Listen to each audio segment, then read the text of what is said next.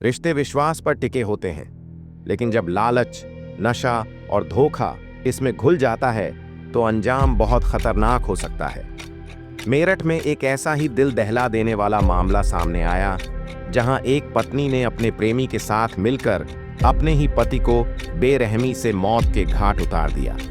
आज हम आपको इस मर्डर मिस्ट्री की पूरी कहानी बताएंगे। कैसे ये खौफनाक वारदात प्लान की गई, हत्या के बाद शव के साथ क्या किया गया और आखिरकार कैसे पुलिस ने इस केस को सुलझाया। ये कहानी शुरू होती है सौरभ राजपूत से, जो मर्चेंट नेवी में अधिकारी थे। साल 2016 में उन्होंने मुस्कान से प्रेम विवाह किया। शादी के बाद जब सौरभ विदेश जाने लगे तो मुस्कान अकेली पड़ गई। इस दौरान उसकी मुलाकात साहिल नाम के लड़के से हुई। धीरे धीरे दोनों करीब आ गए। साहिल नशे का आदी था और उसने मुस्कान को भी अपनी लत में फंसा लिया। सौरभ को मुस्कान पर कोई शक नहीं था। फरवरी में मुस्कान का जन्मदिन था और इस मौके पर सौरभ लंदन से मेरठ आया। उसे क्या पता था कि उसकी ही पत्नी उसके लिए मौत का जाल बिछा चुकी है। 4 मार्च की रात को मुस्कान ने सौरभ के खाने में नींद की गोलियां मिला दी। जैसे ही वह गहरी नींद में गया, साहिल कमरे में दाखिल हुआ। दोनों ने मिलकर चाकू से सौरभ के शरीर पर कई वार किए, जब तक उसकी मौत नहीं हो गई। हत्या के बाद दोनों ने शव को ठिकाने लगाने की प्लानिंग की। सौरभ के शरीर को 15 टुकड़ों में काटकर एक बड़े ड्रम में रखा और उसे सीमेंट से भर दिया ताकि किसी को शक न हो।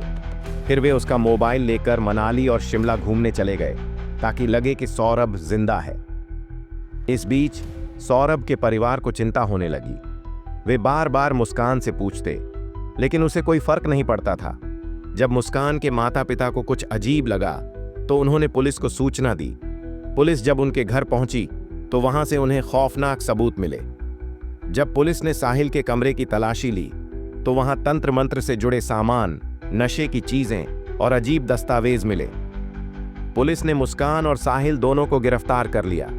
पूछताछ में उन्होंने अपना गुनाह कबूल कर लिया। लेकिन सबसे ज्यादा चौंकाने वाली बात यह थी कि मुस्कान के माता पिता ने खुद अपनी बेटी को फांसी देने की मांग की। अब चाहते हैं क्या कार्रवाई हो? फांसी होनी चाहिए। उसने जीने का हक को रखा है, ऐसे इंसान को जीने का नहीं। पहले से मालूम था, कभी बात समझाया अपने बेटी को? उन्होंने कहा, हमारी बेटी इस माफी के लायक नहीं, उसे सख्त से सख्त सजा दी जाए। ये घटना सिर्फ एक मर्डर केस नहीं, बल्कि समाज के लिए एक सीख है। प्यार और रिश्तों में अगर धोखा, नशा और लालच आ जाए तो अंजाम कितना भयानक हो सकता है। आप इस केस के बारे में क्या सोचते हैं? क्या मुस्कान और साहिल को फांसी होनी चाहिए? अपनी राय कमेंट में बताइए। अगर आपको यह वीडियो पसंद आया तो इसे लाइक करें, शेयर करें और हमारे चैनल को सब्सक्राइब करें। हम इसी तरह की रियल लाइफ क्राइम स्टोरीज लाते रहेंगे।